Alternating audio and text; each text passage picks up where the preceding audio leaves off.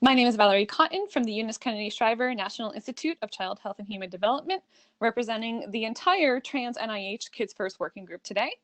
And let me start off by telling you just a bit about how Kids First got started.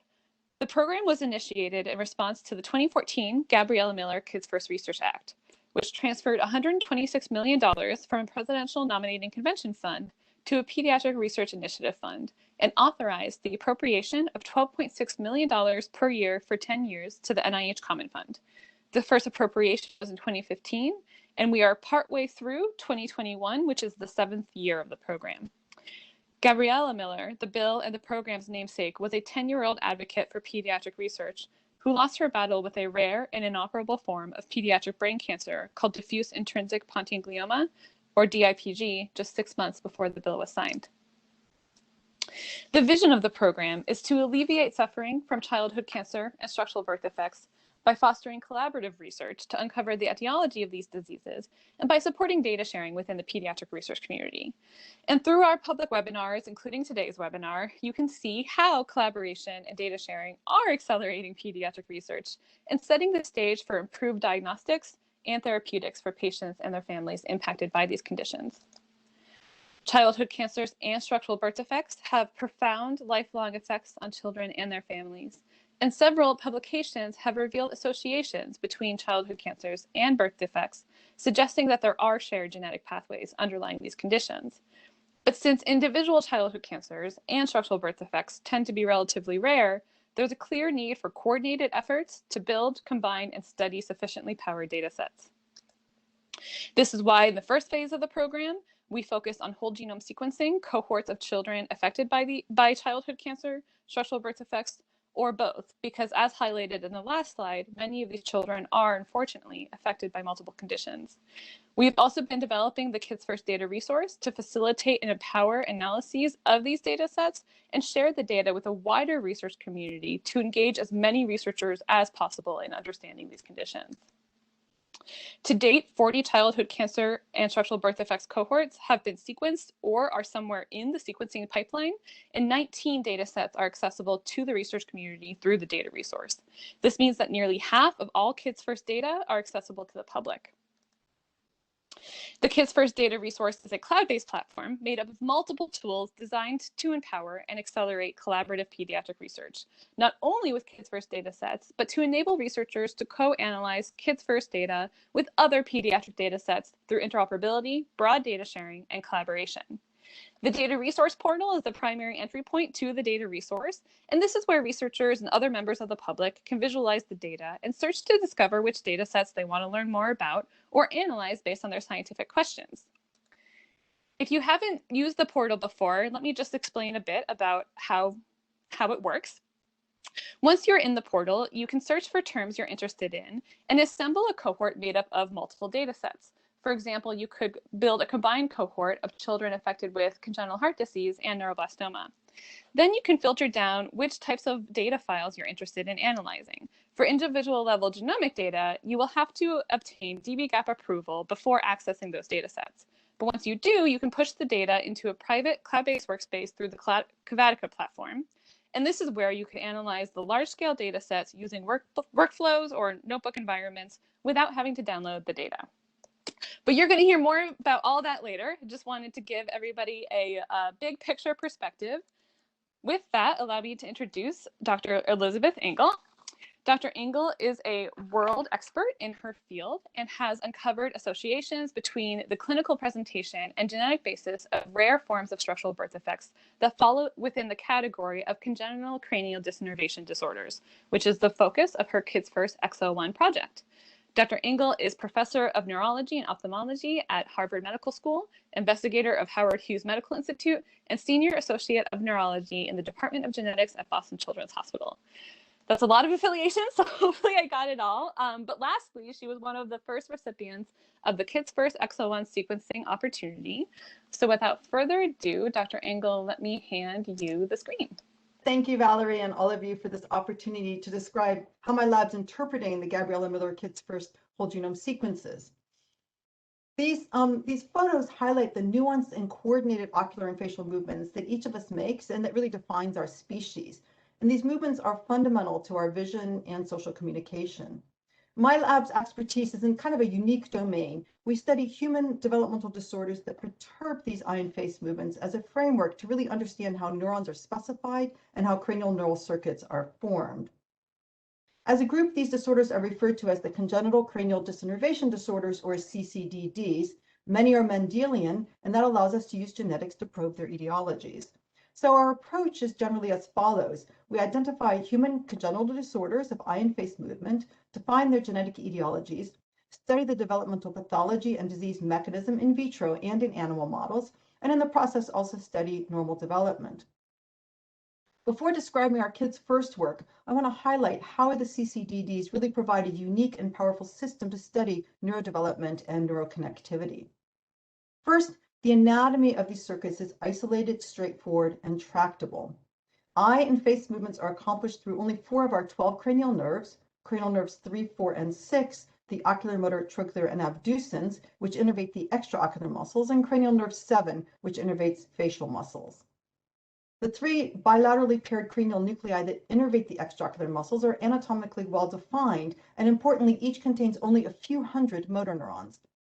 Each nucleus then sends axons along unique trajectories to innervate their target extraocular muscles. The larger facial branchial nucleus contains 4 bilaterally paired subnuclei, each of which innervates multiple facial muscles. Mendelian disorders that perturb the development of these cranial motor neurons result in congenital human phenotypes that are lifelong, stereotypic, and visible to the examiner, such that we can simply look at an affected individual and predict the specific cranial nerve or even the branch of that nerve that has failed to develop correctly. We have DNA samples in our lab from over 15,000 individuals, and for many of our solved disorders, we have a really large number of independent mutational events. This means that when we discover a new genetic etiology for a disorder, we're really likely to get multiple alleles, which is the fastest and most definitive way to document causality.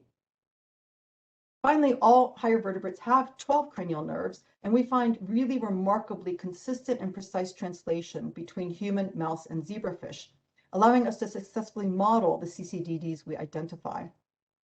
These animal models provide a really beautiful ability to visualize the developing cranial nuclei and nerves in 3 dimensions, allowing us to define the developmental pathologies underlying these disorders, and then study the mechanisms that perturb motor neuron formation and that disrupt these really specific fine-tuned axon targeting decisions.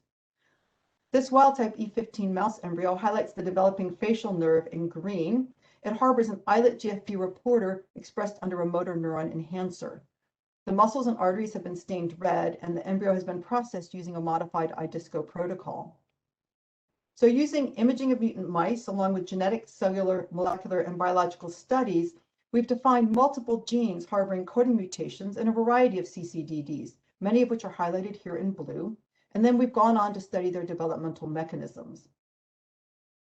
We found that the mutations we've identified perturb different stages of neuronal development. This first group includes mutations that alter cranial motor neuron identity or differentiation. As a result, the motor neuron dies or is respecified, thus failing to innervate the target muscle. The second group results from errors in the growth and guidance of cranial axons.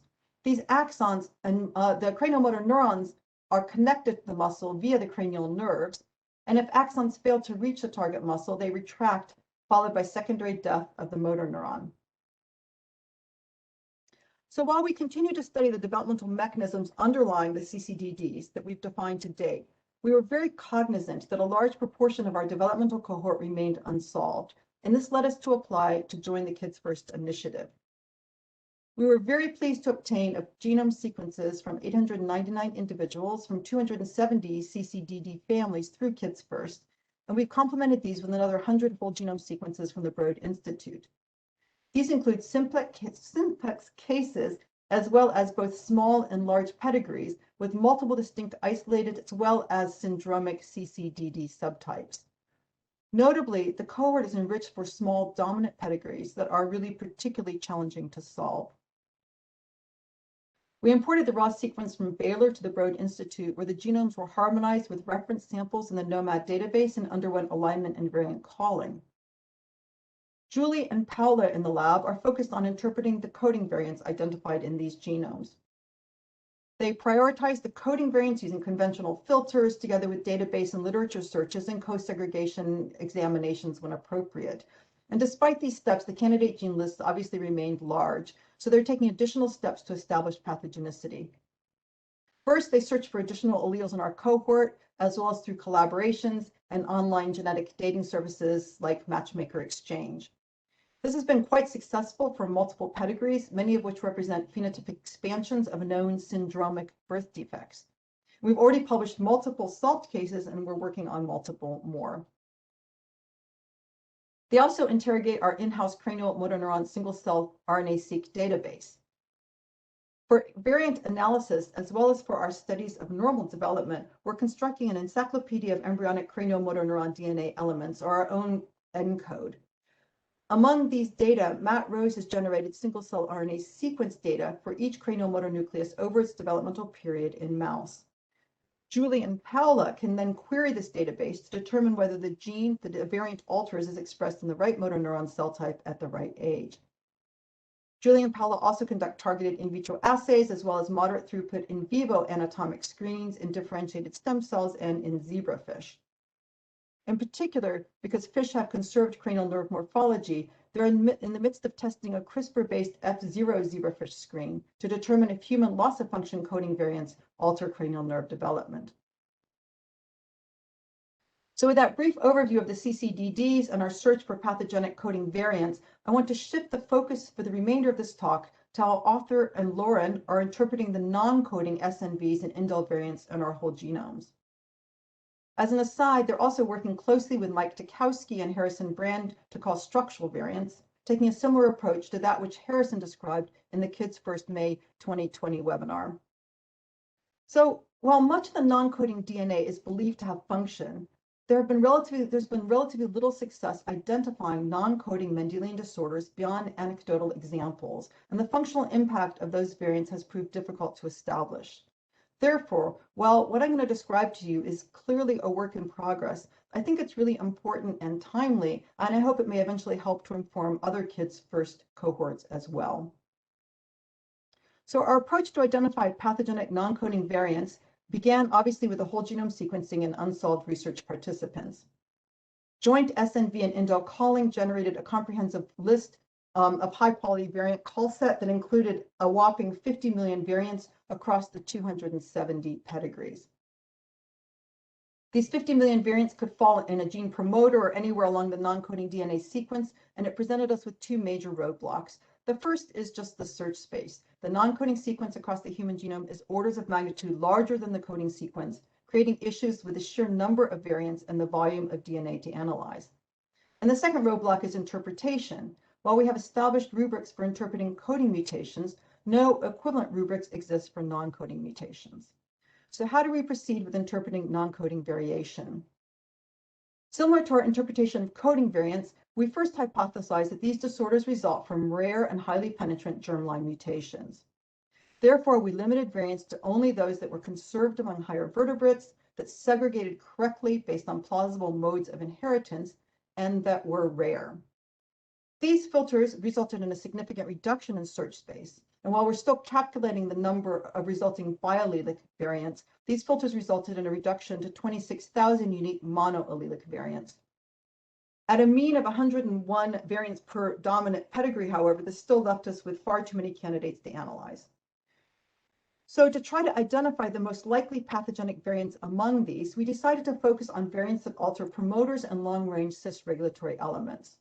Cis regulatory DNA elements that we refer to as CREs typically contain transcription factor binding sites and control spatial temporal expression of their target gene. They include enhancers that activate target gene expression and silencers that repress it. So while CREs are extremely important for control of developmental gene expression, and many common trait loci identified through genome-wide association studies map to CREs, their role in Mendelian disorders has been underexplored. Notably, for a cis regulatory element to be active, typically the DNA element must be unwound from histones in order to interact with transcription factors. Importantly, this open state is often cell type specific and transient, especially during development. If a non-coding variant alters the DNA of such a regulatory region, it can interfere with transcription factor binding and in some cases may cause a sequence to not open or to prematurely close. Because the effect of a CRE on gene expression may be limited, as I said, to a specific cell type and time point, a pathologic variant in a CRE would be anticipated to result in a more restricted phenotype than a loss of function variant in its target gene. So unfortunately, while chromatin accessibility data are available for some cell types, such data did not exist for developing cranial motor neurons. So our next step was to generate these data, and for this we turned to the assay for transposase accessible chromatin using sequencing, or ATAC-seq, and we did so at a single cell level. Single cell ATAC-seq leverages an enzyme called TN5, which selectively cuts open chromatin, and in the process it attaches adapters that then serve as the substrate for downstream amplification and next generation sequencing. In this way, only cuttable or open DNA is sequenced. As a readout, if a regulatory element is open, you'll see a large pileup of sequencing reads as shown here, where the height of the peak corresponds to the openness of that sequence. And if an element is closed, there'll be little to no sequence aligned to that genomic position. Cranial motor neurons are quite rare, and in human, they actually develop around 4 to 6 weeks gestation. Therefore, they're effectively impossible to sample deeply in human embryos. Fortunately, as I mentioned, cranial motor neurons are highly conserved in higher vertebrates, and so we turned to embryonic mice. Arthur used the mouse harboring the motor neuron islet GFP reporter to microdissect, dissociate, and FACS purify the cells of interest, as well as GFP negative cells surrounding the motor neurons as comparators. Once he had the purified cell populations in hand, he used a 10x workflow protocol that's very conceptually similar to droplet-based single-cell RNA sequencing. He performed the transposition reaction and then isolated nuclei and passed individual nuclei through the microfluidics device where they collided with barcoded droplets at some low frequency. The droplets were then pooled, amplified, sequenced, and went through quality control. Arthur collected about 500,000 cells after FACS and generated high-quality chromatin accessibility profiles for about 85,000 single cells. As you see on the right, he generated single-cell ATAC-seq data from oculomotor, trochlear, abducens, facial, hypoglossal, and spinal motor neurons and surrounding GFP-negative cells, and he chose to do so at days E10.5 and E11.5, when many of these motor neurons are born, establish their identities, and begin to extend axons. These data contribute to our embryonic cranial motor neuron ENCODE, and integration with RNA-seq data is permitting us to identify cell type and temporal gene expression and the open-closed state of regulatory elements, to identify novel master regulators and developmental pathways in cranial motor neuron subpopulations, and particularly relevant to CCDD genetics, it's helping us to analyze these non-coding variant pathogenicity in silico. So this is a display of the single-cell ATAC-seq high-dimensional dataset using UMAP. Each point is an individual cell, and the distance between cells very roughly approximates the biological ATAC distance between them. The data sorts into multiple clusters, and we have pseudo-colored GFP-negative surrounding cells in gray and the GFP-positive motor neurons in green. You can see that these two populations separate into two different clusters quite well. Here I'm limiting the UMAP to GFP-positive motor neurons, and I'm going to sequentially add each 10.5 and E11.5 motor neuron subgroup based on their dissection origin. So here are oculomotor and trochlear motor neurons at E10.5 and E11.5, abducens at 10.5 and 11.5, facial at 10.5, 11.5, hypoglossal at 10.5, 11.5, and finally spinal at 10.5 and 11.5. As you can see, these two dates from E10.5 and 11.5 subtypes, they're overlapping or adjacent, forming clusters unique to that motor neuron subtype. And given our hypothesis that variants within ATAC-seq peaks cause specific CCDDs, it's reassuring that each developmental cranial motor neuron subtype has a unique ATAC-seq profile. Now I've limited the UMAP to GFP-negative surrounding cells. So these are the profiles of the cells surrounding the oculomotor and trochlear motor neurons at E10.5 and E11.5, surrounding abducens at 10.5 and 11.5, surrounding facial at 10.5, 11.5, hypoglossal at 10.5 and 11.5, and spinal at 10.5 and 11.5. The cells from the different dissections now tend to cluster together, suggesting that unlike the developing cranial motor neurons, the surrounding cells in the midbrain, hindbrain, and spinal cord have more similar ataxic profiles. Next is another level of quality control. For each distinct cluster, we can actually extract sequence information to identify the ataxic peaks that define it, and then determine if these peaks actually act as cranial motor neuron enhancers in vivo. As an example, we know that the vast majority of cells in this cluster come from oculomotor and trochlear dissections. We then turn to the VISTA Enhancer browser from Lawrence Berkeley National Laboratory. It provides images of enhancer activity of non-coding fragments that have been experimentally validated in vivo in E11.5 mouse embryos. We interrogated the database and found that a subset of the peaks highly specific for this cluster had been tested.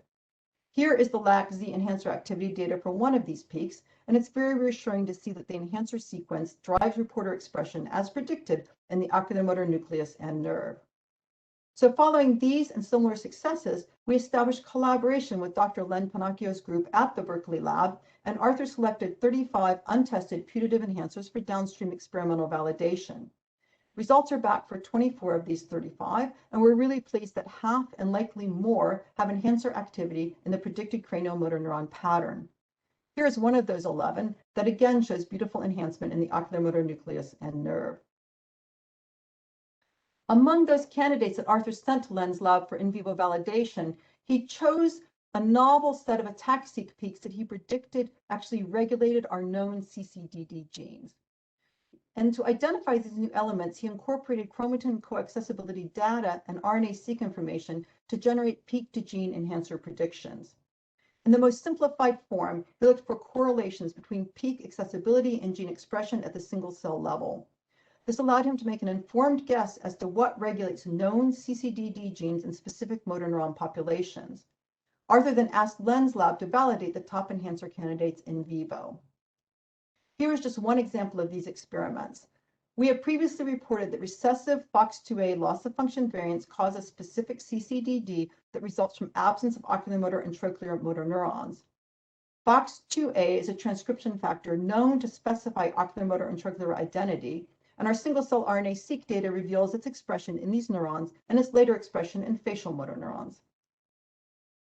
Arthur and Lauren generated a peak-to-gene connectivity diagram with FOX2A here, and as you can see, there are many FOX2A regulatory candidates with varying correlation coefficients.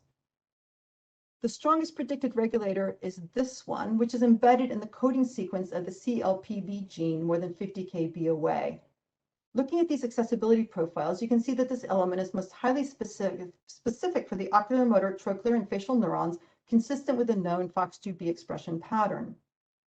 Highlighting this distal peak in blue and then zooming in on it, you can see that this putative regulatory element directly overlaps with and is adjacent to a highly conserved CLPB exon. This gene is not expressed in these motor neurons, and coding mutations in it cause an unrelated disorder. So when Len's lab hooked up the putative enhancer sequencer to a LAC-Z reporter, we found that the enhancer is sufficient to drive LAC-Z expression in oculomotor, trochlear, and facial nuclei and nerves, as well as in some lower cranial nerves that we hadn't sampled, in a pattern that mimics FOX2A gene expression. So I think we would have been unlikely to consider this particular sequence as a FOX2A regulator if we didn't have the ATTACK data. And it suggests that we can use this approach to identify new enhancers for known or candidate disease genes.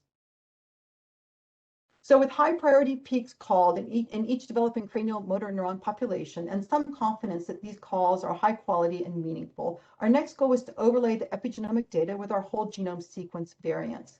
This would allow us to nominate plausible pathogenic candidates that fall in open regulatory regions in the right cell type at the right time. And we're taking 3 approaches to nominate these non-coding CCD variants. The first approach simply asks whether we can identify pathogenic variants in these newly identified elements that regulate known CCDD genes. While we've not found variants in the FOX2A enhancer I just shared with you, here is a second example. We've previously shown that heterozygous loss-of-function mutations in the transcription factor MAFB are a cause of Duane's retraction syndrome. MAFB is known to specify abducens motor neuron identity, and in both individuals with Duane syndrome and in mice with loss of MAFB, there is a lack of abducens motor neurons. This red vertical column highlights a novel 78.6 kb non-coding deletion that we identified in a proband with isolated Duane syndrome. This deletion encompasses multiple conserved non-coding regions that I've boxed here. The deletion itself is hundreds of kb away from the nearest genes, but among them is MAFB. Going back to our peak to gene predictions, here is MAFB, and you can see that the predicted interactions are quite long range. Here is the proband's deletion, which takes out 4 of the ATAC-seq peaks predicted to regulate MAFB expression. This example is somewhat complicated because MAFB is actually open in all of our dissected populations, despite us knowing that it's only expressed, MAFB is only expressed in abducens motor neurons and surrounding cells. So we're not sure which of these peaks, if any, is acting as an abducens enhancer, and whether this deletion solves this case. So this is a perfect case where obtaining additional enhancer activity data should be informative, and these experiments are currently underway at Berkeley. The second approach is to identify participant variants that overlap cranial motor neuron cis regulatory elements. This approach is agnostic to the target gene and takes advantage of the integration of our ATAC data directly with whole genome sequence data. Arthur and Lauren tell me that this is a little computationally heavy, but conceptually it's quite intuitive. Because we can predict clinically which cranial motor neuron population will be affected in each specific CCDD, we can group our pedigrees based on the affected cranial motor neurons and can then tabulate a simple intersect of filtered variants and the corresponding ATAC peaks that are open in the cell type of interest. This schematic demonstrates this logic. Zooming in again on this gene and the surrounding DNA, we've placed 4 hypothetical non-coding variants in this region identified in an individual who we say has Duane syndrome, the congenital eye movement disorder that results from maldevelopment of abducens motor neurons. Looking at E10.5 single-cell ATAC data for this region from abducens, facial, and spinal motor neurons, you see that the gene promoter is open in abducens and facial and closed in spinal. You can also see that there are additional peaks in abducens and facial that fall in conserved regions, supporting these as cis regulatory elements. Given that the participant has a disorder of abducens motor neuron development, we would choose variant 1 as the most likely pathogenic variant among these 4 because it falls in a cis regulatory element that is open in abducens at the correct time in development.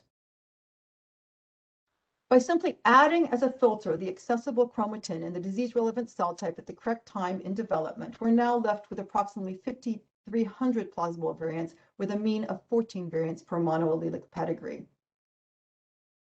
To decide which peaks and which variants to study first, we're further prioritizing them based on whether multiple pedigrees harbor plausible candidates within a single given regulatory element. We identified 20 SNV multi-hit peaks shared among 38 unique pedigrees, 10 with dominant and 10 with recessive inheritance. It's notable that these 16 dominant pedigrees are roughly 10-fold enriched for isolated non-syndromic cases, which we might anticipate given that many regulatory elements confer cell type specific as opposed to constitutive effects. This is finally a tractable number of candidates for the team to interpret and potentially validate. I want you to note that this approach identified 3 pedigrees with congenital facial weakness that harbored SNVs in the same ATAC-seq peak. And as I'll show you in a moment, we had already independently identified and experimentally validated these variants using other approaches. So finding these was very reassuring. So finally, our third approach is to predict the effects of these participant variants on chromatin accessibility. For this, Arthur and Lauren are turning to machine learning approaches. In addition to the location and distribution of peaks throughout our genome, we can extract information from the nucleotide sequences underlying the peaks, as we did for the in vivo enhancer validation, but this time we use machine learning to predict whether variants might alter the openness of the region. Those that do would be considered stronger candidates. So Arthur and Lauren are using Basenji for this. Basenji uses convolutional neural networks to identify regulatory elements and synthesizes their content to make chromatin accessibility predictions. To train the model to the sequences of open regulatory regions, they input a subset of our experimental ATAC data for each specific cluster or each specific motor neuron subtype. The model then learns the sequences that predict chromatin accessibility across the genome for that specific set of motor neurons. They then validate the predictions using the remaining subset of data that we withheld from training. This is the validation of one downsampled replicate of facial motor neurons at E10.5. In this plot, each point represents a 128 base pair of bin, and the numerical values on each axis represent sequencing coverage. The x-axis is our experimentally measured sequence coverage for each bin used to train the neural network, and the y-axis is the sequence coverage across that bin as predicted by the neural network. You can see that this correlation is quite good, and based on this and other data, we can start to feel confident that we're making reasonable predictions for given sequences. We're also very fortunate to be able to test the calibration of our trained model against one set of functionally validated non-coding variants. As I mentioned a moment ago, we've identified within a region of linkage an allelic series of non-coding variants in 9 unrelated pedigrees that disrupt facial motor neuron development and cause congenital facial weakness.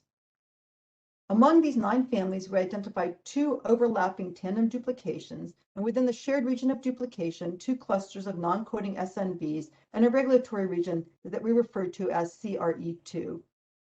In the interest of time, I obviously can't recreate this story, but the take home is that we have strong in vitro and in vivo experimental evidence that these non-coding variants cause this disorder.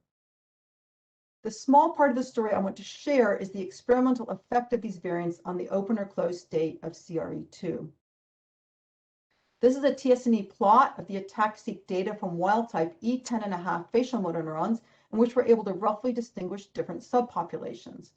Specifically, if we look at sequencing coverage across each subpopulation, you can see that CRE2 is specifically accessible in this orange population, which are recently born facial motor neurons. We use CRISPR to introduce one of the human non-coding CRE2 SNVs into mice, and then perform single-cell ATAC-seq on these mutant embryos, as seen on the right.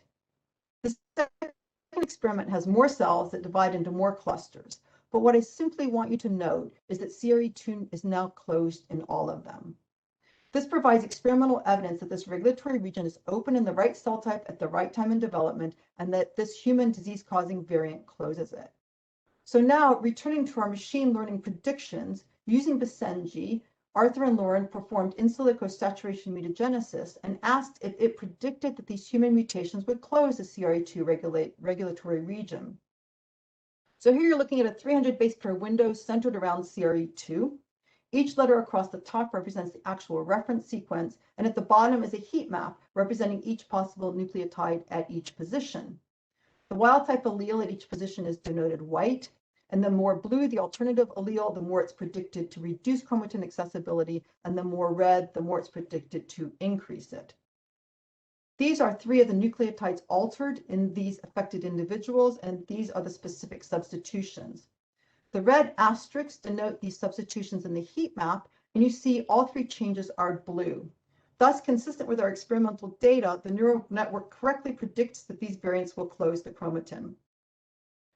In general, neural net outputs are notoriously difficult to interpret, and so finding that this neural network is consistent with the mouse data again gives us confidence that the predictions may help us to prioritize novel variants in our whole genome sequence data set.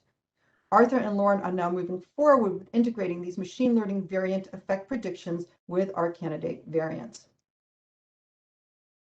So to summarize our non-coding work, we've started with whole genome sequencing in unsolved patients with congenital cranial motor neuron disorders. We've identified accessible chromatin and disease-relevant cranial motor neurons and overlaid this epigenomic data with our patient variants. This allows us to nominate plausible candidates. We then have integrated multiple layers of data to make predictions about the effects of these variants on chromatin accessibility.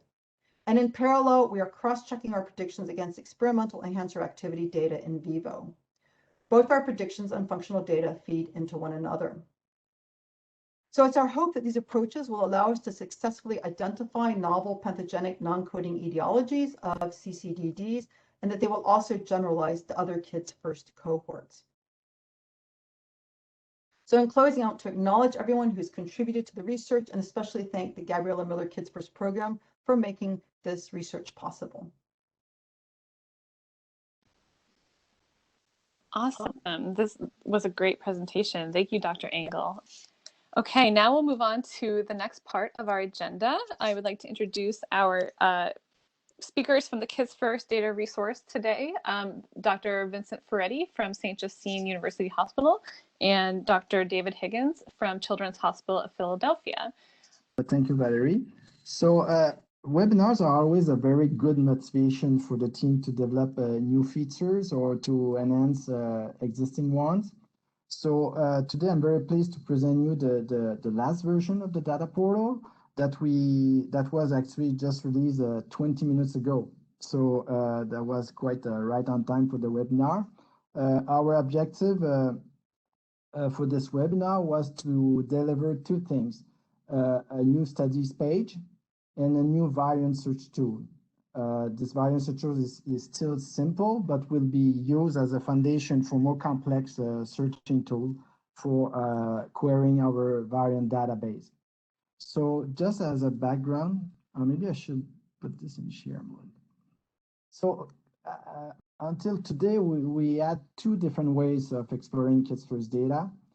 Each of them presenting its own view of the Kids First data set. So the first way, the first tool is the file repository. This is the first tool that we release in this project.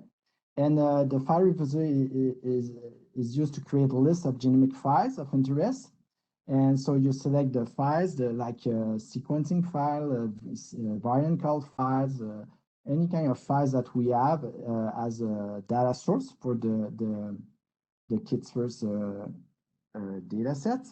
And then so you can select them using a long list of criteria, clinical filters, or 5 genomic filters, like I want all the sequencing reads, I want all the I don't know, the pathological reports and so on. So you can select those files, and then once you're happy with your set of or your list of files, you can save it and push it to the nice computer platform Cavatica, where you can do more analysis using workflows and so forth. So that's the file repository. So it provides a file view of the data, of the Kids First data. On the right side, you have the cohort builder. This is a quite sophisticated tool to create virtual cohorts of participants. So this is a participant view. You get a list of participants that you can save.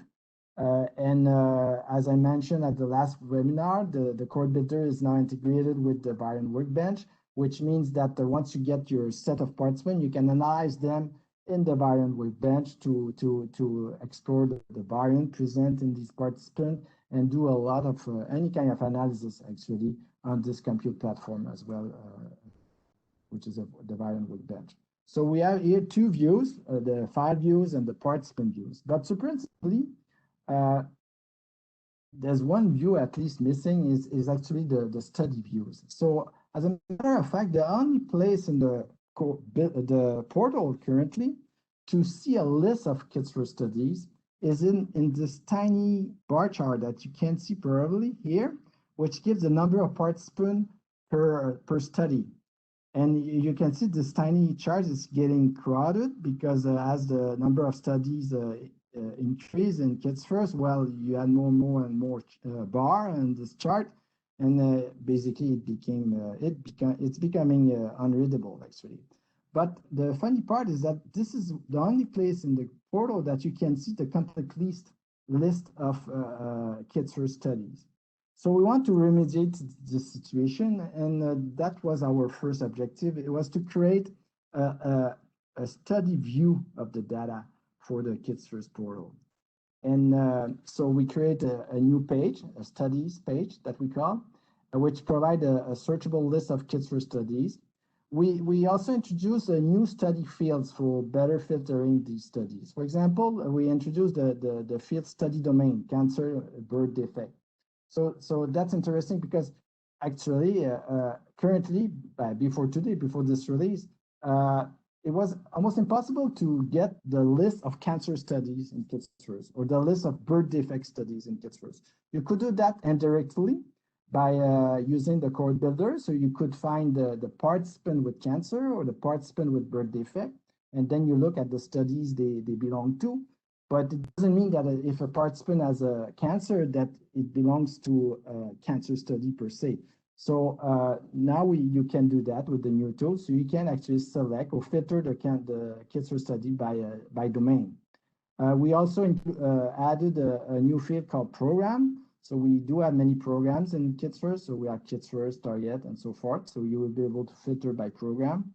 Also, we created a broad category called data category, a broader field called data category. So in the file report, we have a field called data types, and but it was quite very. It's still very long list of detailed different types of files of data. So we wanted a broader category. So we grouped those data types in a smaller number of categories like sequencing reading, SNV, CNV, transcriptal profiling, structural variant, radiology, pathology, and other. We also created a new code for studies that are easier to remember, communicate, and display on chart, for example. So, for example, I give just two examples here, like KIEF, which is it starts always by the program name, so KidsFirst-DSD, Target-AML. So this is a simple way to remember to replace the long name study names like SFIP. This is very similar to what we did for GDC, for example, or ICGC. The same idea here. And also we link this studies page to the dbGaP website. So for each study, you can go to the dbGaP study page, the corresponding study page, and we'll link that to the Cord Builder. So I'm going to show you very quickly what it looks like. How do I do that?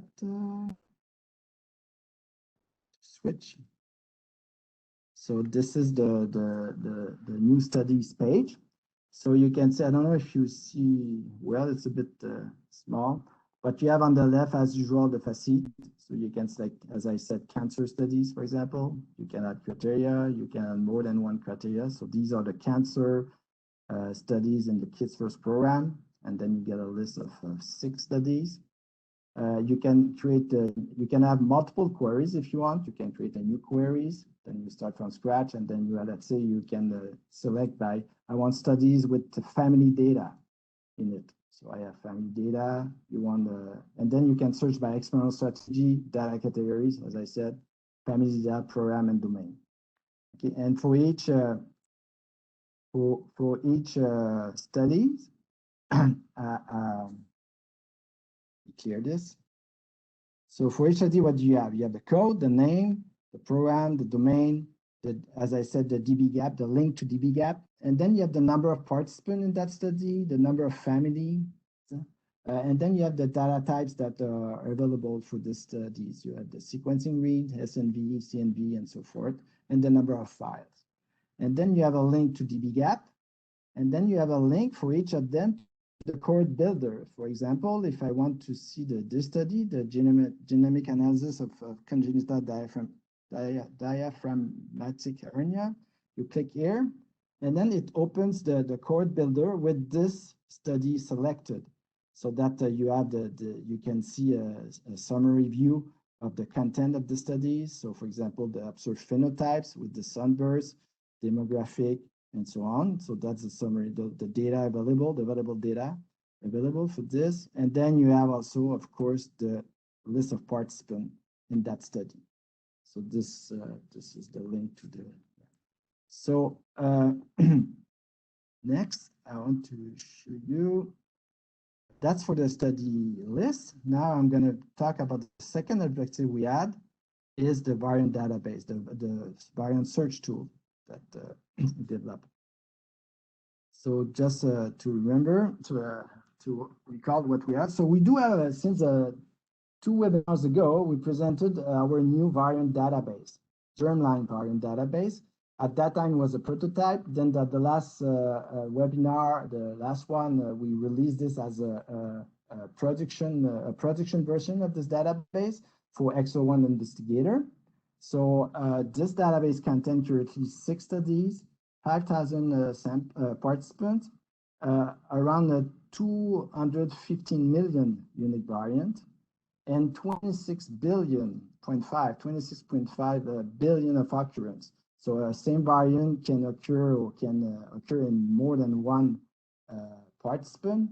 So this is the number of variant participants, let's say, which we call an occurrence. So 26.5 billion of occurrence. So this become it's getting what we call big data, let's say.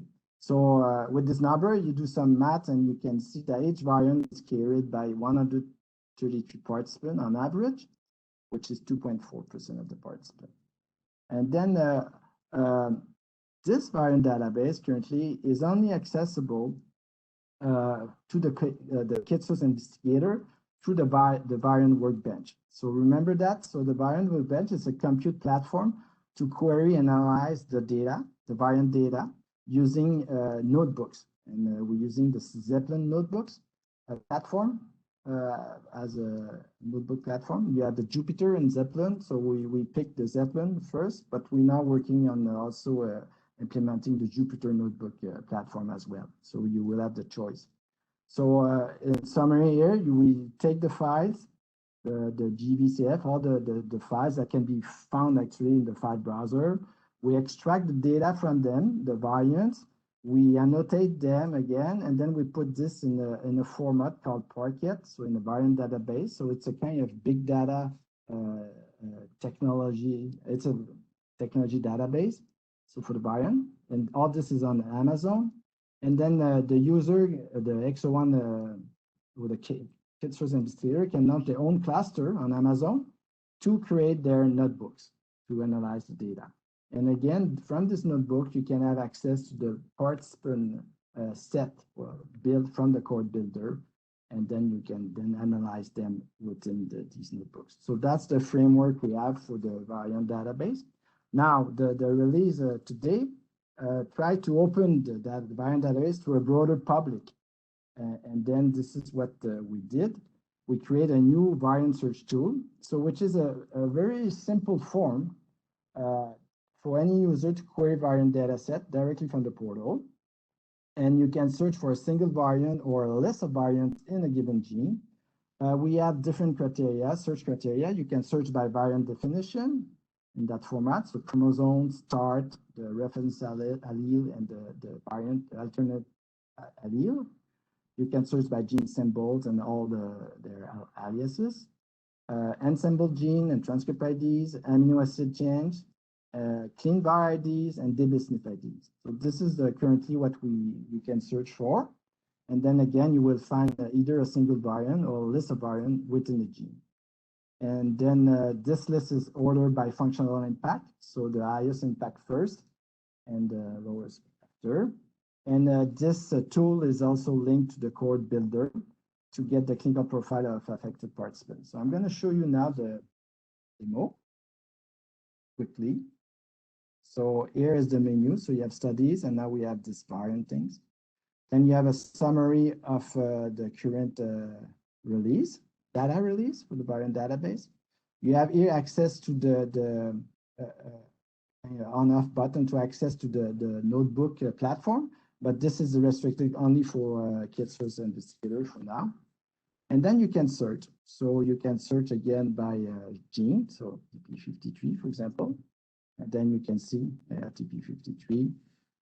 You can search by ClinVar ID. So let's say 5600, and then you find a variant. And then you have the list of variant found. You can search by, again, RS number. This is the smallest RS number I know, RS10. Find it. I'll go into detail about the result in a minute. And then again, you can search by ensemble ID. So for example, AN, SP, and then you have the list of ensemble ID. So again, so with this search tool, you can find either one variant or a gene. And when it's a gene, you get the list of genes, the list of variants for that gene. And this is what I'm going to do now. So let's say type SBDS. This is a cancer gene. So this is a cancer gene. And then you see that I get a list, 1,136 gene variant. And then you have and again, it's ordered by impact. So the highest impact first, And then, so for each, in each row, you have the variant definition, the type, dbSNP ID, a link to dbSNP, the consequences in all the genes that overlap that position. So here, for example, you have two genes, SBDS, it applies to only variant, but you have also another gene upstream, which is TYW1. And you have the ClinVar annotation, if any.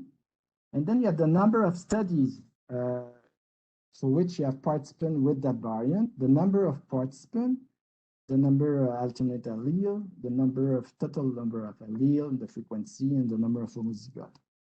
So these numbers are clickable. If I click here, I will get the cohort builder for the studies, and there I would click here, I would get in the cohort builder the 39 participants who have this variant. But I won't do it. I will go instead to the variant page. So if I click here, voila, that's the live demo. Right. Okay. So this is what we call the variant entity page. Okay. So for each variant, you have a similar page. So let's go through it. So you have three tabs: summary, frequencies, and clinical association for now. So this is the definition on your left of the variant, the chromosome, the star, the allele alternate, and the reference allele. And then you have the number of study again, number of participants, the frequency, and then you have the reference genome we use. We have a link to ClinVar for the, if any, and a link to dbSNP. And then below you have the gene consequences. So as I show you, this genes actually at that position, this variant overlap two genes. The first one, TY1W1, which is not very interesting because you can see that it's a VEP-MPAC, which is a modifier. You can click for all the transcript for that gene, and you have the annotation for all the transcript. But below you have the gene SBDS, the cancer gene. So this is the IMPAC. You have some score, and normally here you have only the CAD score, but usually you have the CIF, the PODIFEN. I think we have 6-7 different score and called. So you can have again CIF to PODIFEN and so on. In that case, we have only CAD in that example. And then you have the conservation also score. And then you have the transcript. And again, you can show all the transcript. You have two transcripts with IMPAC and 3 transcripts with important impact.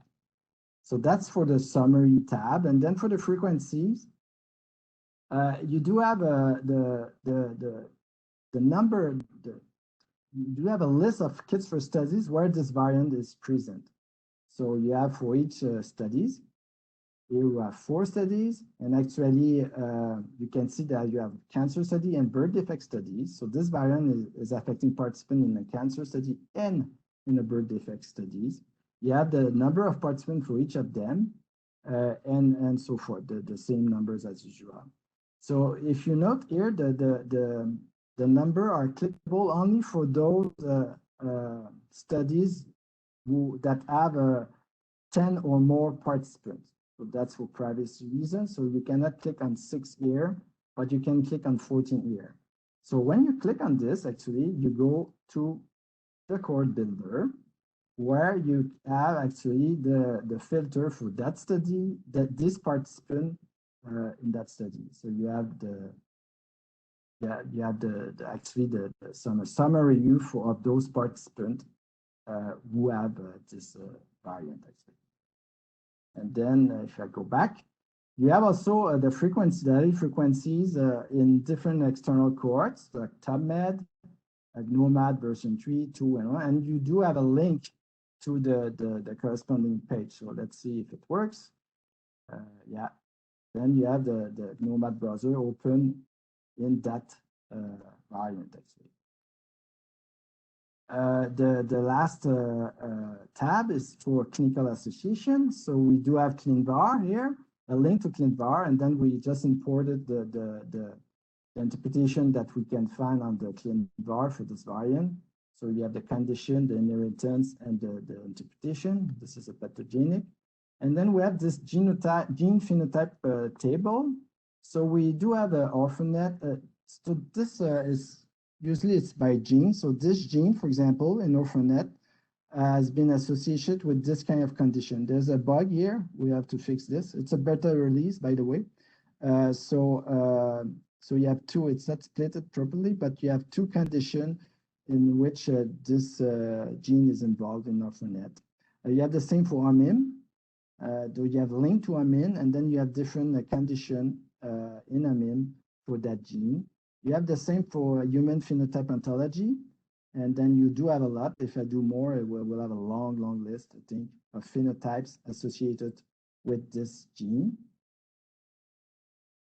And then we have the DDD, development disorder, again, and cosmic. So remember, this is a cosmic gene, cancer gene, so it's actually in cosmic for this kind of condition.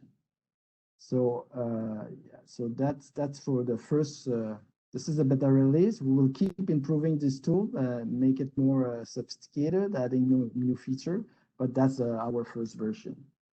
And now, if I go back to my presentation, yeah, I just wanted to say that for being able to do that, we had to develop a new data indexing pipeline. Basically, we took the data from the variant database. We use Elasticsearch, which is a software for indexing a big data set. And then, as you have noticed, maybe the search is very quick. We search among 22, 25 billion of occurrence. And it's very quick, actually. So Elasticsearch is a very performing system, and we do have a big cluster. So we index currently only 4 studies from our variant workbench. And in summary, we have almost 5,000 participants as well, and 207 million variant and 25 billion of occurrence. And only the size of the index is 1.4 terabyte. Now that was my screenshot as a plan B. Now further work, so we will keep, so this is a beta release. We are aware of some bugs. Have you seen, you saw some glitches for the display. So we will fix that in the coming days, and we'll make it more robust. And, but we will add also data visualization in the coming weeks into the study stage. In the code builder, we want to add a biospecimen table with biorepository specific query functionality. So as you saw in the code builder, we have the summary view and the table, the participant view.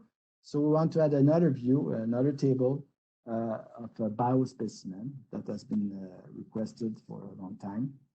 Our variant search, well, we will add genomic filters. So we'll be able to not only search by typing variant ID or gene ID or gene name, but we will have also filter. Let's say I want all the variant in ClinVar. I want all the variant with high impact. So we'll add some FASIC genomic filters on the left of the table so that you will be able to search for a variant in a given gene, but also restricted or narrowed down to some filters, actually. We will enhance the integration with the code builder, and we'll create a search API also. So currently it's only web, it's a web interface, but we want to give access to the search tool through an API, so programmatic access. And then for the variant workbench, well, as I said, we will add the Jupyter Notebook platform. We will support R, and we would like to develop Python-like notebooks. And this is what you should see in the next webinar in 6 months from now. That's it. Thank you. Thank you, Vincent. I'm going to start transitioning to David, but while I do that, you do have a question about whether the variant workbench will have all Kids First data in it very soon, or I guess what would be the timeline for that? Maybe Adam can answer that question. So this is a really high priority for us is to load and index all of the variants into the variant workbench.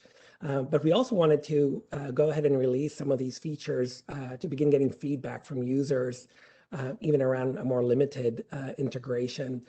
So please, really engage, some of these tools and new deployments. As Vincent said, our model for development really is to release beta versions of deployments. We can get feedback around how different users can further improve or implement additional features around those toolings as we load and ingest all the data. Now, all the data is available on the Kids First portal, but as you can see, and I'll talk a little bit about later, we're beginning to now empower this data and its processed form, for additional queryability and use. But all of the data will be available, and all of it will be as performant as Vincent just displayed. And I just wanted to take a second to really thank Vincent and his team for really executing an amazing vision for queryability of data in ways that are secure and consistent with the required regulatory settings, but still accelerate the discovery process on behalf of children. So awesome job, Vincent and team. I know that you guys pushed very hard to reach today's implementation. I really want to thank, I forgot that slide at the end, but I really want to thank my team and Jeremy Constanza, who is our tech lead. Without him, there wouldn't be any portal. And the team, Adi Ramport, Christophe Botek, who is new. He worked a lot on the Elasticsearch indexing. Denis Bourgard is our PM. Evans Ravel and Francis Owa are two full stack developer, and Luca is the UX person that designed the features and the UX of the Kids First portal.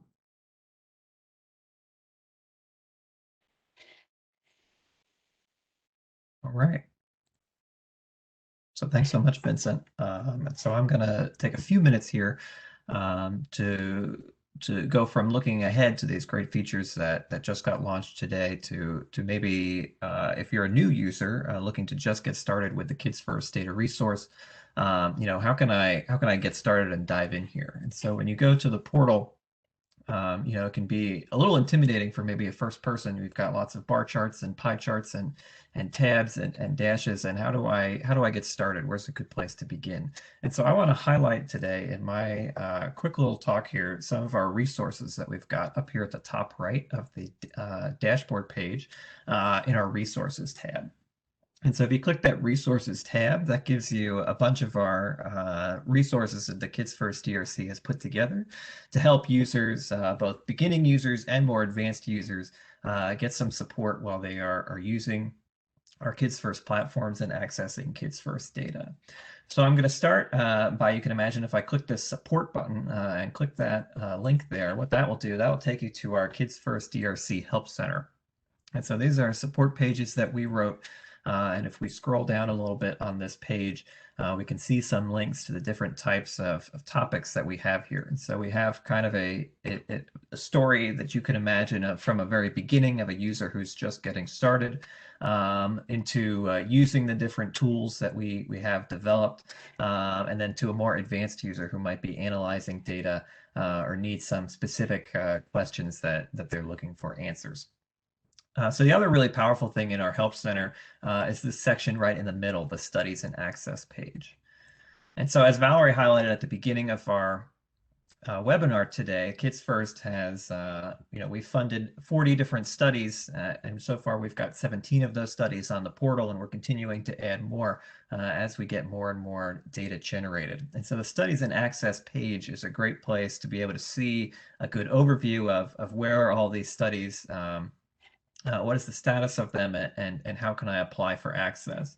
So each study has its own card here, and you can imagine if I click this heart defects, then it gives us more information about this particular study. And then what's useful is these two links here in the middle actually link out to other information.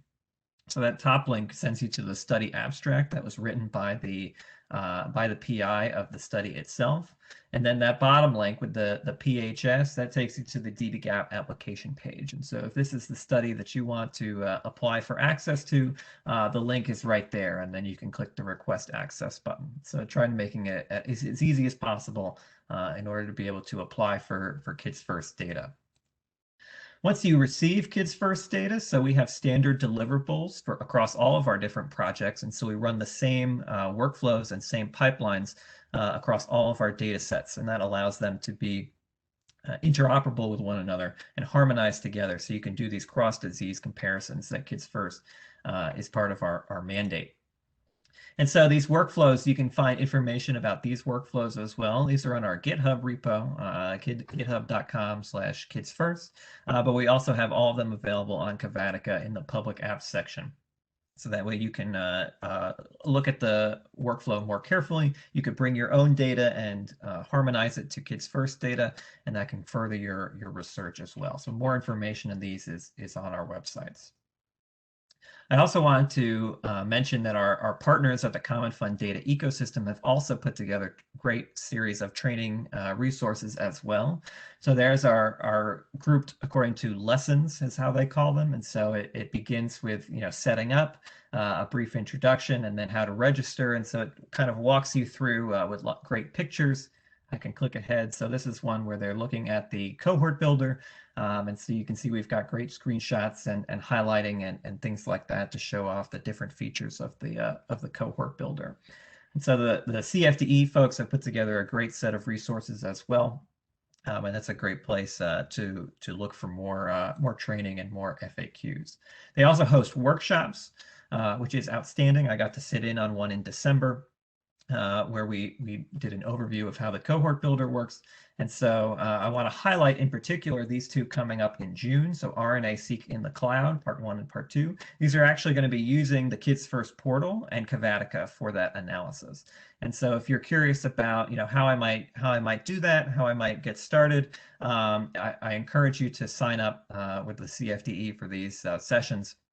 I think they're going to be great, and you'll get a really hands-on experience of learning how to do analysis in the portal and in the cloud on Kavatica. Another great place to get support is at our monthly user support office hours series. So that's hosted by me, but I'm joined by a lot of very helpful folks here at the DRC, members of our bioinformatics teams and members of our data science teams. And so we are available to answer all types of questions and topics that might come up as part of your research. So we say anything from applying to data sets to understanding your analysis and everything in between. So we're available to answer all those types of questions. So normally these sessions are hosted on the second Tuesday of every month. And so if you check your calendar, that's actually today is the second Tuesday. And so special for April, we've actually pushed our office hours to tomorrow, Wednesday, April 14th, and that's at 3 o'clock Eastern time. And so if you are really excited about Kids First after our webinar today, we encourage you to come by office hours tomorrow afternoon. I'll be there, and I'm looking forward to speaking with you and asking any questions that you might have. We also have the Kids First Forum. So this is a really new feature that we are launching to try to keep those great conversations that we have in office hours, but unfortunately they're limited to that 1 hour a month. And so we're trying to expand and how do we kind of facilitate those conversations across, outside of just that time frame. And so the Kids First Forum is a new tool that we have just launched and are beginning to grow. And so if you have questions, we encourage you to post them on the forum as a public place where members of the DRC and other researchers in the DRC community can respond and reply. And so lastly, the place I want to point out is the Kids First DRC Help Desk. And so that's our email inbox, support@kidsfirstdrc.org. I encourage you to reach out to our support inbox, and we'll help you. We'll review them, and I'll bring in the relevant folks here at the DRC to be able to address your requests. Now we will move on to highlighting a cross-platform collaboration that was a proteogenomic analysis featuring Adam Resnick from the Children's Hospital of Philadelphia, Dr. Francesca Petralia from the Icahn School of Medicine at Mount Sinai, and Dr. Pei Huang from Mount Sinai as well. So with that, I will make Francesca the presenter. Thank you, Valerie. Do you see my screen? Yes. Yep. Can you hear me? Okay. So it's a great honor to be here today and present this work that was a great collaboration between Kids First, the CPTech Consortium, and the CBTN Consortium. So this is the result of a great collaboration, and it's an honor for me to represent the work of so many scientists. So the title of the presentation is Insights from Proteogenomic Characterization of Pediatric Brain Tumor, and this paper was recently published in Cell. So I will give a quick background So pediatric brain tumor are the leading cause of disease-related death in children and represent distinct biological entities from adult brain tumor defined by the developmental context. So there is a need for precision medicine approaches limiting the toxicities for the developing brain. So pediatric tumors are very different from the adult tumor because they have much lower mutation burden. It's for this reason that is key to leverage proteomic data in order to direct therapeutic strategies. It's for this reason that CPTEC and CBTN and Kids First came together in order to realize to generate the first proteogenomic data of 7 different histologies of pediatric brain tumor. And again, the paper was recently published in Cell.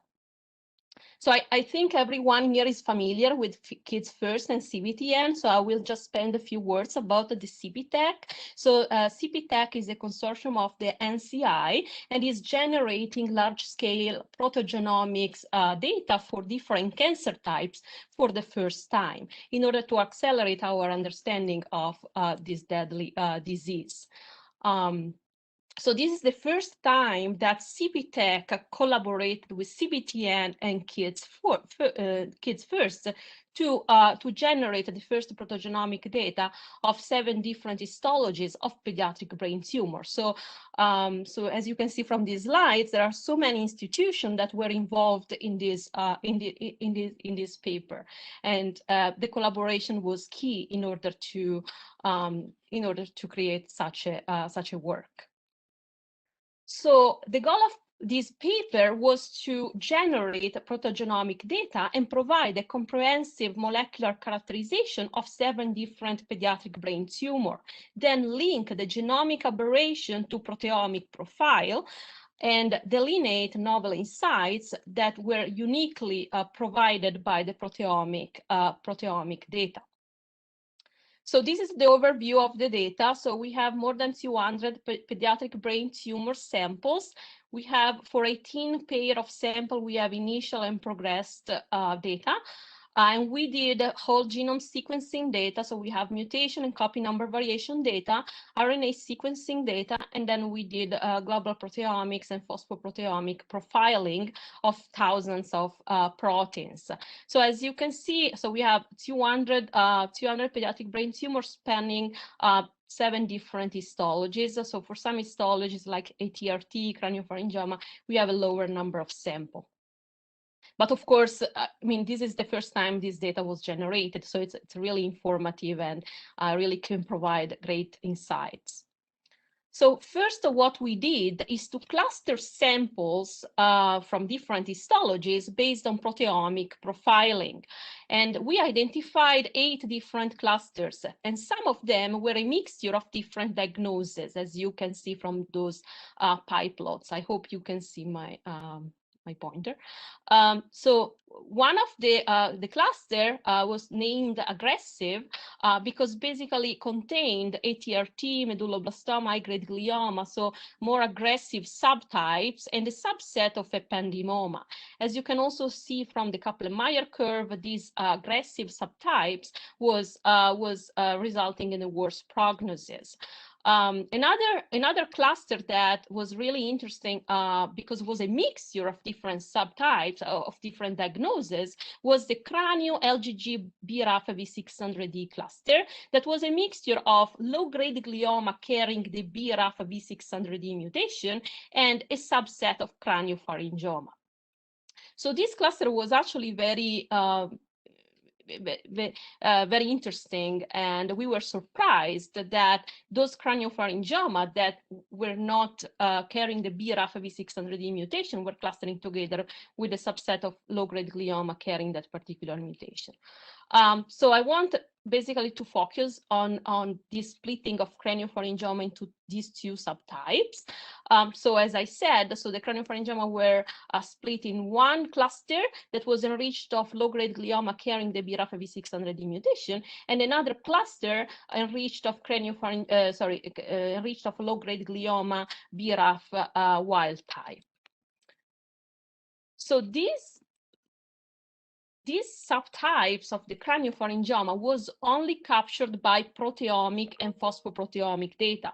Because if we look at the clustering based on RNA data, the craniopharyngioma were split in one, were basically allocated to the same cluster. Instead, the proteomic and the phosphoproteomic, they basically separated consistently the craniopharyngioma into these two subtypes. So why this is important? Because craniopharyngioma currently has no effective chemotherapeutic option, and BRAF V600E mutation has been observed in adult, but not in pediatric craniopharyngioma. So this proteomic-based clustering actually revealed that a subset of craniopharyngioma not carrying a BRAF V600E mutation has some similarity based on proteomic and phosphoproteomic profiling to the low-grade glioma carrying that particular mutation. We know that MEK inhibitor has been shown to be effective for low-grade glioma BRAF V600E patient and is being tested for adult BRAF V600E craniopharyngioma. So MEK inhibitor treatment could be beneficial for this subset of craniopharyngioma, so pediatric craniopharyngioma, not carrying BRAF V600E mutation, but showing a consistent proteomic profiling to the low-grade glioma carrying that particular mutation. So we did two validation in order to make sure that this signal was real. So the first one is based on the kinase activity, based on the phosphorylation data. And the second, we ran an independent MRM panel which confirmed the splitting of this craniopharyngioma into two subtypes. So for the kinase activity, what we did is for each kinase, we know which phosphosites are targeted by each kinase. And based on the phosphorylation abundance of those phosphosites targeted by a particular kinase, we construct a signature. And basically, as you can see from this heat map, we showed this kinase activity score for different kinases, AKT1, mTOR, MAPK1, for the craniopharyngioma samples, where at the top you have annotated the craniopharyngioma in yellow, the craniopharyngioma allocated to the cluster enriched of low-grade glioma carrying the BRAF V600E mutation, while in purple, the craniopharyngioma allocated to the other cluster enriched of low-grade glioma BRAF wild type. And as you can see, AKT1, mTOR, MAPK1, and MAPK3 were upregulated in the first subset, as also shown on the diagram on the right side. So basically you can see that those kinases that are downstream of MEK, they're upregulated in the set of craniopharyngioma clustering with the low-grade glioma carrying the BRAF V600E mutation. And then we also ran this independent MRM assay to validate the signal. And what we show here is that, for example, if we focus on MAPK1, that is, of course, a kinase downstream of MEK, ERK3, you can see here the box plot showing the our TMT data and also the MRM assay. And you can see that there is a clear separation between the two groups, the craniopharyngioma clustering with the LGG BRAF V600E mutation in yellow, and the LGG and the craniopharyngioma clustering with the BRAF wild type. So now, as a next step, there is an effort to test the MEK inhibitor therapy in a clinical trial that was started in collaboration with the Pacific Pediatric Neuro-Oncology Consortium.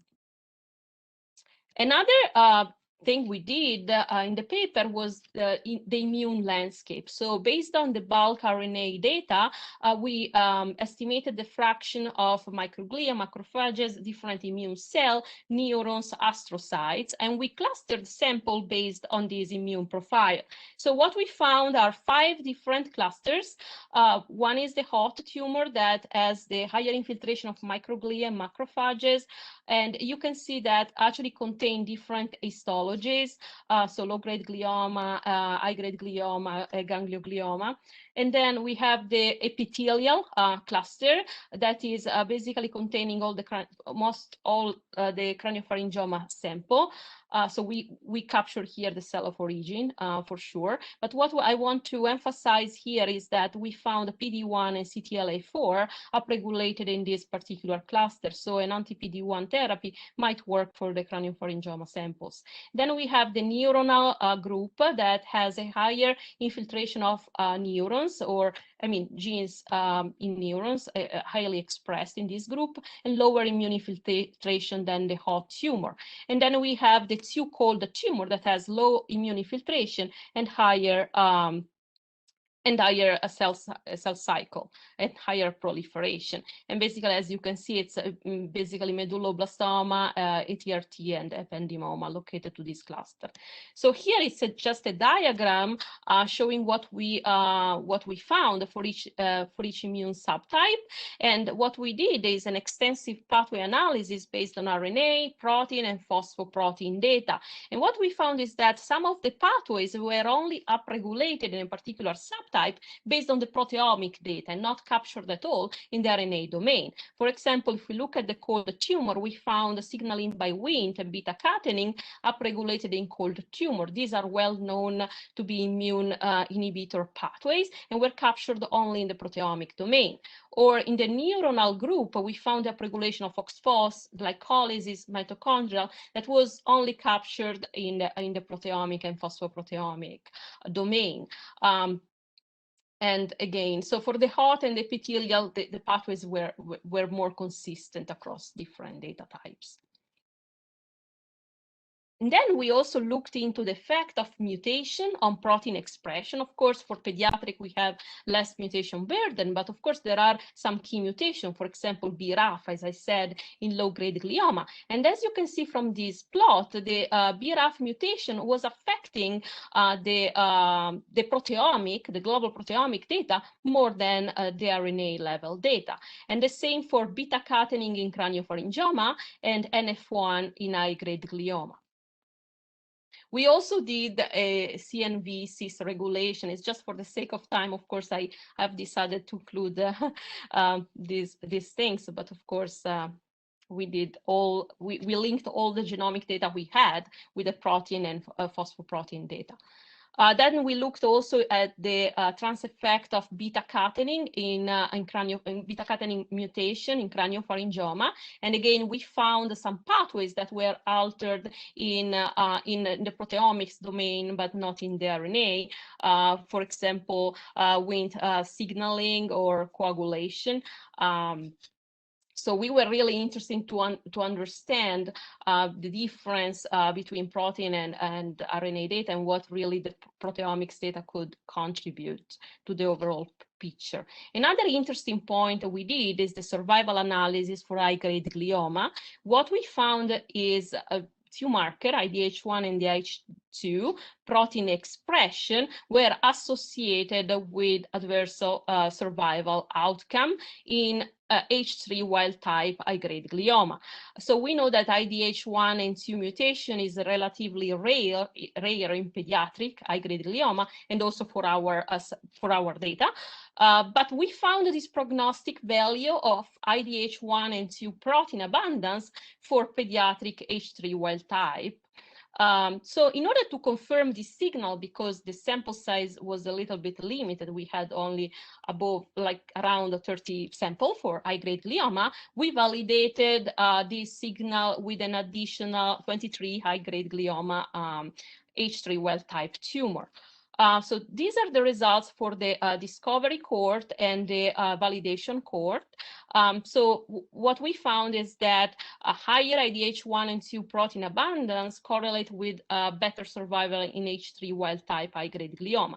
So you can see from this plot the hazard ratio of the combined score capturing IDH1 and 2 global abundance in H3 wild type has a significant association with survival, and the same for this validation data set. As also is shown here by the Kaplan-Meier, so you can see that H3 mutant is the one with the worst prognosis, as already known, and then we have the H3 wild type with with high ADH1 and 2 score that has better prognosis. So, and what is actually very nice is that IDH1 and 2 are moderately abundant proteins that can likely be quantified directly by targeted mass spectrometry, MRM mass spectrometry assay without enrichment. So it will be, it can be used in clinical practice. So another thing we did is the drug analysis for high-grade glioma. Here we don't have normal tissue, but what we did is to capture the aggressiveness of high-grade glioma compared to low-grade glioma. So basically comparing high-grade glioma to low-grade glioma, we build up a signature. We found genes, protein, and phosphoprotein differentially expressed between the two diagnoses.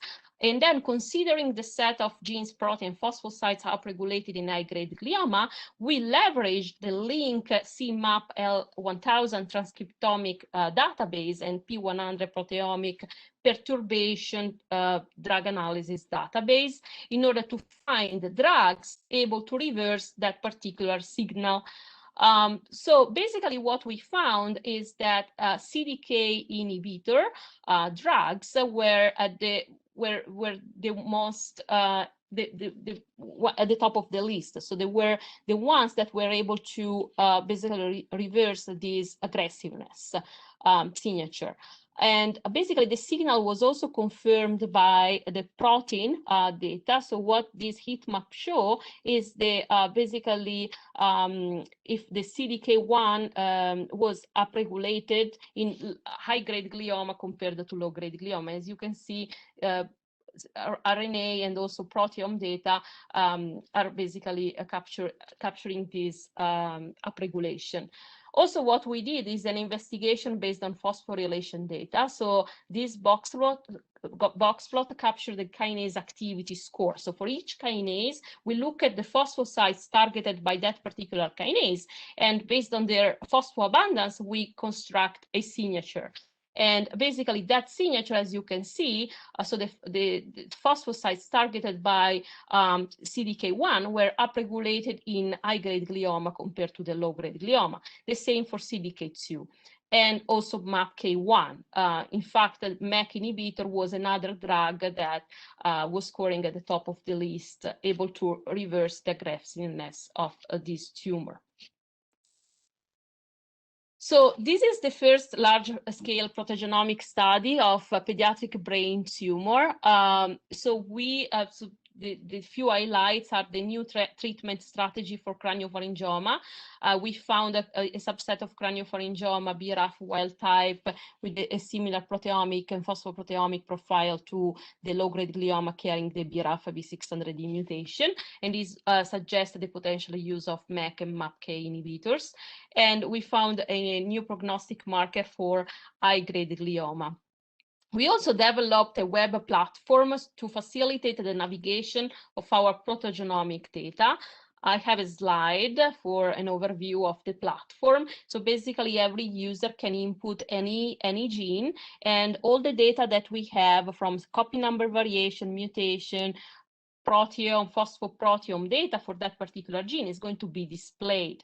And on the top of the heat map, you are going to have the diagnosis, so different histologies, tumor location, grade, and all the clinical data. So you can basically sort based on each variable, and you can also zoom in and consider just one histologies at the time. So this is going to facilitate the exploration of the data, and I hope that people can explore our data using this user-friendly platform. So as future steps, so we published this first proteogenomic characterization of pediatric brain tumor in Cell, and then we also did a glioblastoma, adult glioblastoma proteogenomic characterization that was recently published in Cancer Cell. And now we are working, the CPTech and CBTN are working together in order to generate data for AYA data, so adolescent, young adult data, to link the pediatric and the glioblastoma study. And also, as I mentioned previously, Adam, Brian, and Amanda Pavlovich, they submitted a DoD for the craniopharyngioma clinical trial in order to test the MEK inhibitor therapy for craniopharyngioma not carrying the BRAF V600E mutation. So I need to thank so many people that contributed to this study. I want to thank Henry Rodriguez from CPTech, NCI, Adam Resnick, of course, and Brian Rood and Pei Wang, and all the people that contributed to the study. Thank you so much. Thanks so much, Francesca. And while Valerie switches the share screen, let me just take an opportunity to really thank you and Hey and the team at Mount Sinai for really, I think, carrying the spirit of Kids First, which is integrating across modalities and domains. It's been one of the most fruitful collaborations of my own career, and I know especially, on behalf of the pediatric community, your engagement, the pediatric landscape, coming from the adult side has been phenomenal. Let me just take 5 minutes to, and folks, if you have questions for Francesca, please feel free to put it in the Q&A, because I know we're going to potentially be short on time. Let me share my screen and start here. One of the things that made the proteogenomic analysis with CPTech and the team so amazing, because it really began, pushing on the limits of thinking about how to support discovery across not only different domains, but also different resources. And I want to just highlight, where we're heading in this context, because all of the deployments that Vincent highlighted and some of the work that you've seen really begin to move us, as I've described before, across this essentially funnel for discovery. We really are getting to this knowledge to impact context in the queryability context, but also, as you can see from the amazing work that was presented earlier today and just now with Francesca. But the challenge that you begin to encounter as someone who's trying to build platforms on behalf of discovery is this constant need to think about vertical integration across modalities within your own platform or within the pediatric context. But as Francesca highlighted, also think about how do you connect and leverage other resources across other environments or other research contexts in this context of horizontal integration. And this is a perennial challenge for the pediatric community as a whole, because the landscape of discovery in pediatrics spans, all institutes and centers at the NIH, and pediatric cancer and structural birth defect data really essentially, occurs across many contexts of development. We've highlighted that in this platform development context, our attempt to also address the very diverse community of stakeholders that are required to put all this information together, ranging from the coders and developers all the way on the right of the spectrum to people like myself, who are much more reliant on clicking our way through hypothesis testing on the portal context. And what we're seeing now is the capacity to look at that dimension across users, not only across cancer and birth defect, but then also across modalities of clinical data, whole genome sequencing, RNA-seq, proteomics, and imaging. And this really presses on the community engagement and opportunity context. There are many dimensions to this challenge and opportunity, and one of them that we're especially excited about from the very beginning of Kids First has been this multi-platform context that spans across some of the ongoing work that's occurring under the NCPI initiative led by the NIH across Kids First, the Annabelle, Biodata Catalyst, and NCI, and the Common Fund data ecosystem. And I wanted to just share a couple of seconds to show how the Seven Bridges team really supported this new context for cross-platform interoperability in ways that addressed really how the science was done. Specifically, the Kids First data resource was initially the host for the genomic data for this proteogenomic characterization, and the proteomic data commons is the host for the proteomic data. But as users, you want to be able to traverse and intersect these data in really meaningful ways. And as platform developers, it's one of the challenges that we have to support. And I'll just show you a few seconds around how that process is done, and then we can finish.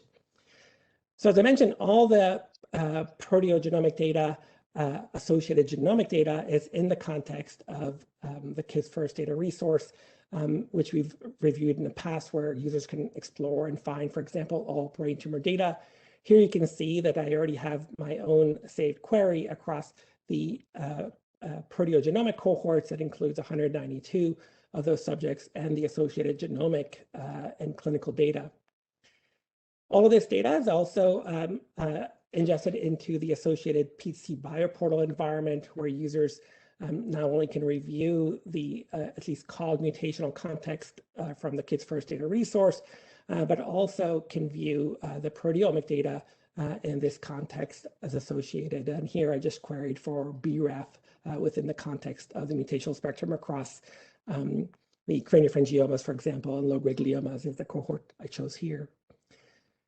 We also are thrilled with opportunities for other developers, like Francesca mentioned, to develop additional portals or views around these data, especially when open access. And this is really an amazing and intuitive platform that Francesca highlighted around the Cell paper, and for users to really query the actual data in ways that are very similar to the figures in the paper itself, where you have the associated clustering that the paper defined. But if a user wants to bring the source data from proteomic data and the source data from Kids First together for analysis in a computational environment, how does one do that? And so I just wanted to briefly highlight a new integration and deployment supported by Simon Bridges. So if you go to the Proteomic Data Commons, you can find, for example, the pediatric AYA brain tumor cohort within the PDC. And you can essentially review the entirety of the cohort in this context across a biospecimen, clinical, file, and gene context. And if you go to the file context, you can see essentially every file that's produced as part of the project, including the tables that annotate the samples and phenotypes. As a user, if you want to actually engage in your own analysis of a particular proteomic file, all you have to do is actually just download essentially a manifest of any file of interest from the PDC by clicking on this button, and this will generate a CSV file.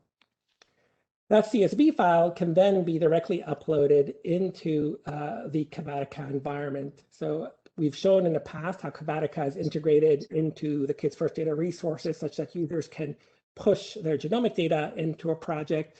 But now we're showing how a user can leverage these manifests in an easy way to upload files. So I'll just show you briefly that you can essentially click on this import manifest context here.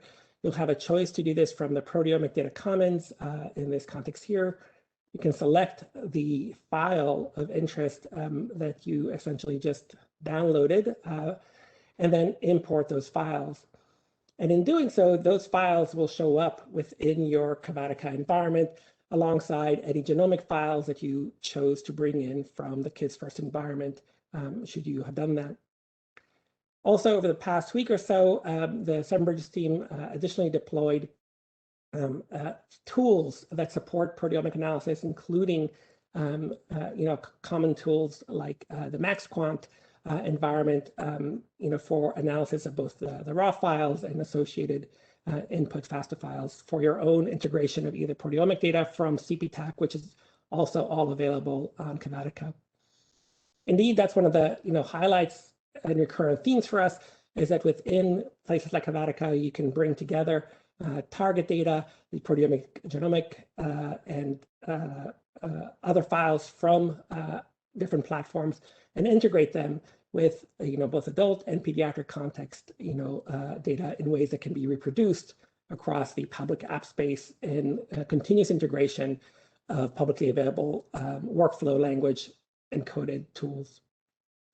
So I'll pause here and turn it over back to Valerie, but really kudos to Francesca, Pei, and all of our collaborators, including those at Fred Hutch and many others, for supporting really this cross-platform and cross-age integration of data. Thank you so much, Adam. And we are running short on time, so unfortunately I am going to take back the control, but I did upgrade a lot of my NIH colleagues to panelists, so while I'm talking, they can all help me answer any questions that come up, and please feel free to continue asking questions in the chat. With the time that I have left, let me give you some higher level updates about what's been going on with Kids First. It's just been an insanely busy year, so we decided to organize this according to some of the key questions we received from you all in advance of the webinar. So the first question was, what are priorities for Kids First moving forward? And as you've hopefully seen, researchers are really using the Kids First data resource. They're accessing the data in the portal. More than 2,100 researchers from across the country and the world have already registered with the portal, where you can view those data sets, interact with those data, and soon you'll be able to search variants there as well. And across the 19 data sets that are released, there are over 200 approved dbGaP data access requests, which means that those researchers are accessing the individual level controlled access genomic data and actually doing those in-depth genomic analyses like what we saw from Dr. Engel's group today. And this list of 230 actually does not include the EXO-1 investigators who contributed the cohort or their direct collaborators. It is the end users, the other researchers who are accessing these data. So, that shows us that the data resource is really strong. It's been of high value to the pediatric research community. And for the remaining years of the program, the goal is to build on that infrastructure, the data sets, and the expertise that all of you are bringing to the table in this Kids First community. And the goal is to leverage all that to enhance the program's impact in pursuit of improved preventative measures, diagnostics, and therapeutics. We intend to do this through 3 broad initiatives, including additional data generation of childhood cancer and structural birth defects data sets. We do plan to continue some whole genome sequencing, but we're also looking at adding some of the epigenomic assays and proteomic assays, both of which were actually highlighted today. We plan to continue to improve and develop the data resource, not doing it alone, engaging many researchers and helping us do that, and to start looking for ways to sustain how the resource and its impact will continue beyond our 10 Common Fund years. We also plan to engage experts in a variety of activities to increase the value of the Kids First data sets, whether that means integrating new data types into our existing projects like imaging or richer clinical and phenotypic data, or again, integrating new tools into the environment. How are researchers using Kids First data? So there are multiple answers to this question, multiple places you can go to learn more. So every genomic data set is associated with a dbGaP study page. Remember, researchers are required to get dbGaP approval before accessing individual level genomic data. And when they do that, they have to tell the NIH what they plan to do with it. And that information is actually made publicly available on each dbGaP page associated with the study. And I know I'm running out of time, but I'm going to show you an example so that you can get this information. So if you're on a dbGaP study page, you can click on this tab called Authorize Requests, and that will just jump you down. And it shows you how many researchers, how many principal investigators have applied to access this data set. It shows you who they are, and you can see their research use statements, both a technical research use statement and a non-technical summary of their work. So that is definitely a resource that's available for you to look at if you're really interested in knowing what researchers are actually doing. We also wanted to update you that we have noticed a proliferation of NIH grants that are being used to analyze Kids First data sets. Now, many of you are familiar that we have a Kids First R03 PAR that was specifically geared towards fostering analyses of Kids First data sets. And 19 awards have been made to date, which is pretty exciting. But researchers are also using other FOAs, other grant mechanisms to, leveraging the resource of the Kids First data that's available to advance a variety of projects, including even clinical trials and some training awards. So really exciting to see that very recently the research is a variety of research projects are being done on the data that's been shared. We've highlighted in the past that the data has also inspired some collaborations with the Knockout Mouse Phenotyping Program and the investigation of co-occurring conditions across the lifespan to understand Down syndrome project. We also wanted to make you aware that all of this information about Kids First, or not Kids First, and all NIH grants are publicly available through a resource tour called the NIH Reporter. So if you're really interested in seeing investigators who are funded, what their project abstracts are, this information is fully available to you. And if you're specifically interested in Kids First projects, we recommend searching with the terms Gabriella Miller, Kids First, and or looking for a specific investigator or the project you're interested in. So that's definitely a good resource for you to see exactly what the projects are. We also have a publications page where we are on a regular basis learning about the papers that are being published based on findings in Kids First data sets. And recently this got up to 22 publications with a relative citation ratio of 1.40. And I could not fit all of the publications on this slide, but we certainly encourage you to visit that link to check out all of the papers to date. And of course, we use these webinars as a venue to tell you about some highlighted projects and work that is going on. All of this is available on our new meeting page. All of the past webinars will be there. How can I connect with other Kids First researchers? The DRC's website and portal actually has some resources for this. We have our classic X01 page that we host on the Kids First Common Fund page, but you can also see profiles on the Kids First DRC's page, where you can see the different investigators, including members of the DRC, as well as the sequencing centers. You can just read about the investigators who contributed these cohorts. When you're in the portal, you can also reveal, when you register for the portal, you probably notice you do have to make a little light profile, but usually that's hidden from other researchers. If you set that status to public, that will actually expose your profile to other people in the portal, and you can search, that means that people can search for you or find you in the portal itself. And unfortunately, I don't have time to demo that. But I do want to tell you just before we end about FOAs that are available. We have a new RFA, Expert-Driven Small Projects to Strengthen Gabriella Miller Kids First Discovery. This is an R03 RFA, so slightly different from our existing R03 PAR. We recently held a pre-application webinar, and I encourage you to watch that if you're interested. The goal of this FOA is to engage experts in a variety of activities to enhance Kids First data and resources. So a little bit different than an analysis focus, which is what the other R03 is for. We have listed FOAs on our website. We have an FAQ page, but we've also compiled a list here. We also compiled a list of FOAs that might be useful to you if you're looking to do that next step, that variant validation step. How does Kids First collaborate with other efforts? We've talked about this a lot in the past. In the last webinar, we told you about our cross-platform collaboration, and Adam mentioned this as well, to have platform interoperability and enable researchers to co-analyze multiple data sets.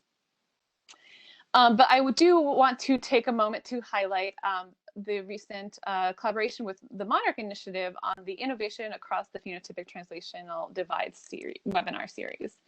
Parts 1 and 2 were held earlier last year and brought together a lot of researchers to talk about challenges in phenotyping data sets across Kids First and how to enable analyses, how to make those data sets stronger. We recently hosted a part 3, which was focused on cross-species analyses, so talking about how model organism data sets and databases could be linked to the Kids First data resource and Kids First data to inspire new types of analyses and understand these conditions better. We have a new FAQ to address a question about what standards are available. This includes data standards, technical standards, standards about different types of data. There are certain data standards that the Data Resource Center has adopted to make data more easily cross-analyzable or more findable across the data resource. But there are also other standards that NIH recommends or different specific research communities recommend, and we try to compile that all for you on the FAQ page.